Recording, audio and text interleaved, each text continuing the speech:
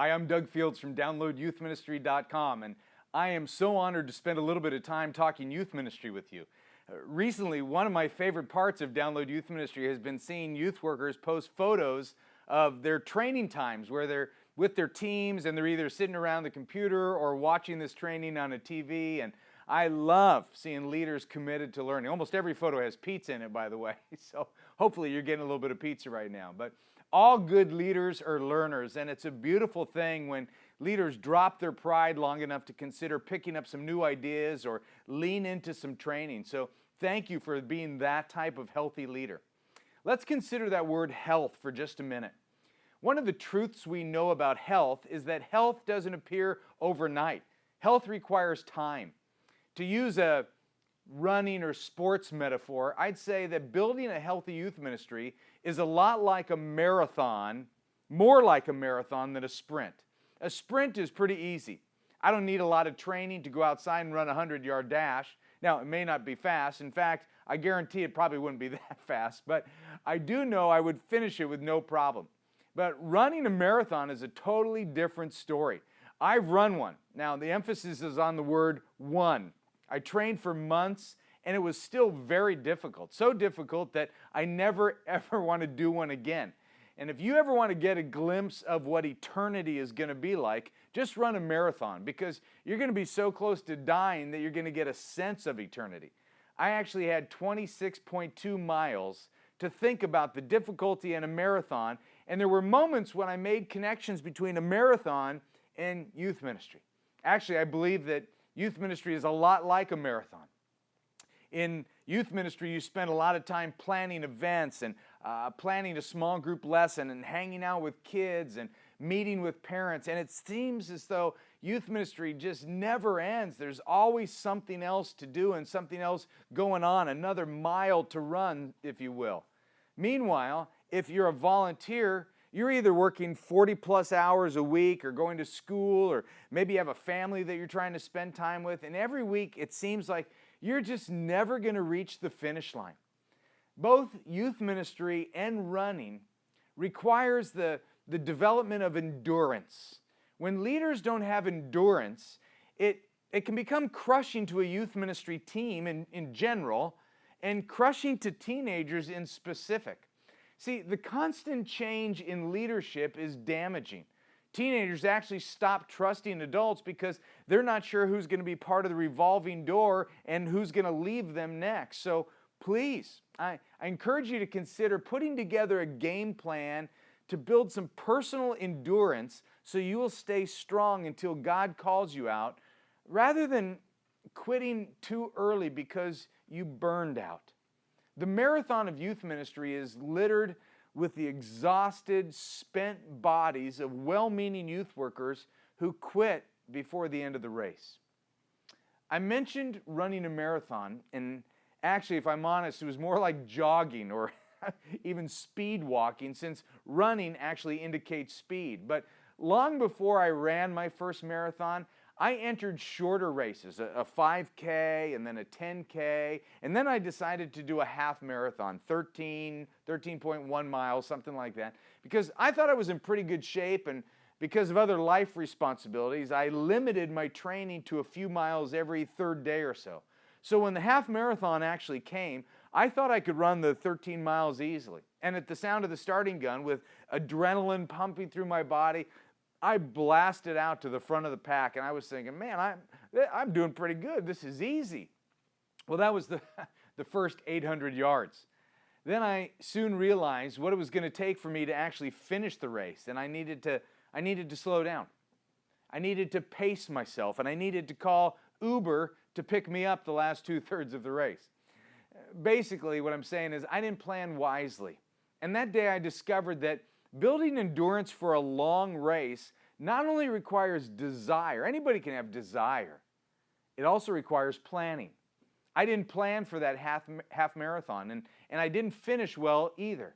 In fact, the day after the race, a friend jokingly texted me Proverbs 19:2. It's a great verse. It says, "Enthusiasm without knowledge is no good. Haste makes mistakes." And he's no longer a friend.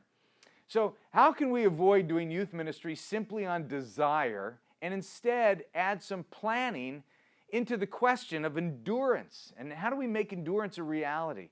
And I want you to consider 3 questions that I've given you, or I'm going to give you, that will help you in your planning. I'm going to mention them, and then my hope is that you'll discuss them as a youth ministry team to figure out how you can plan for endurance. The first question is this: what are the things in life that keep you fresh? See, in my experience, most people are unaware of what actually energizes them. If I asked you to make a list of things that drain you, it might be a mile long, and you'd have several specific names of people on that list, maybe even some of the people sitting next to you.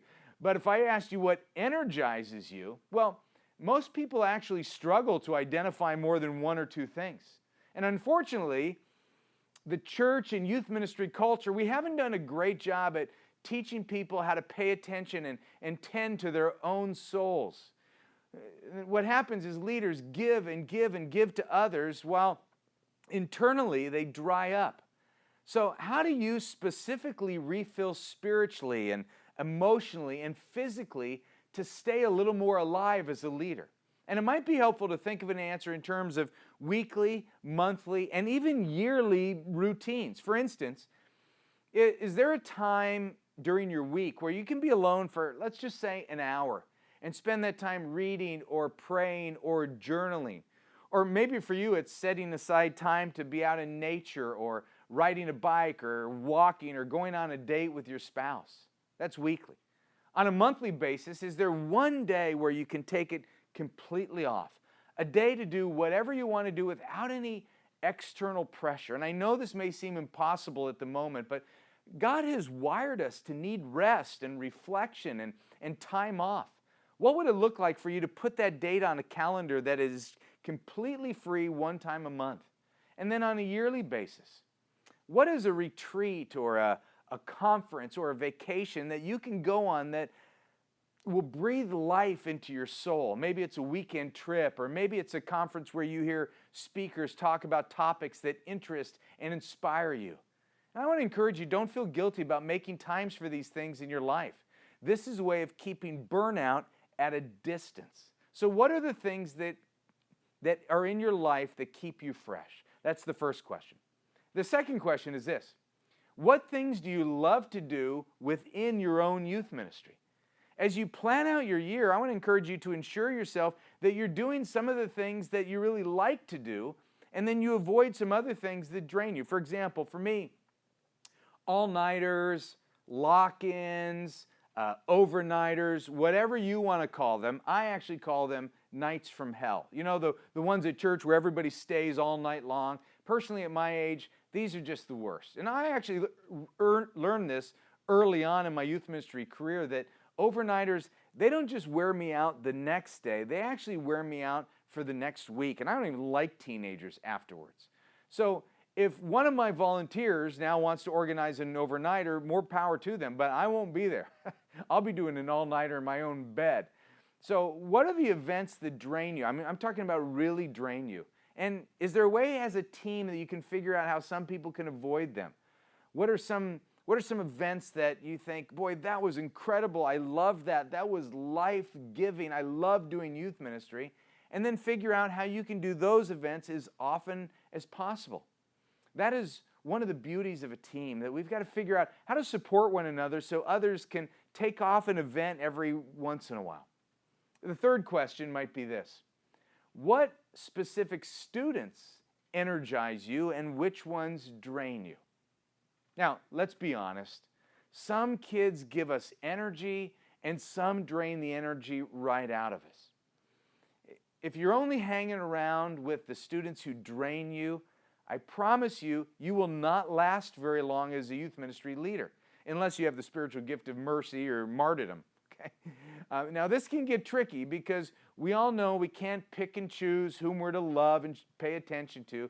But what I found in my life is that I tend to feel this, it's kind of a guilt responsibility where I want to spend a lot of time with the students who drain me the most, because I kind of have this, and it's terrible, I have this savior complex where I believe that I'm the only hope of this student getting any adult attention at all.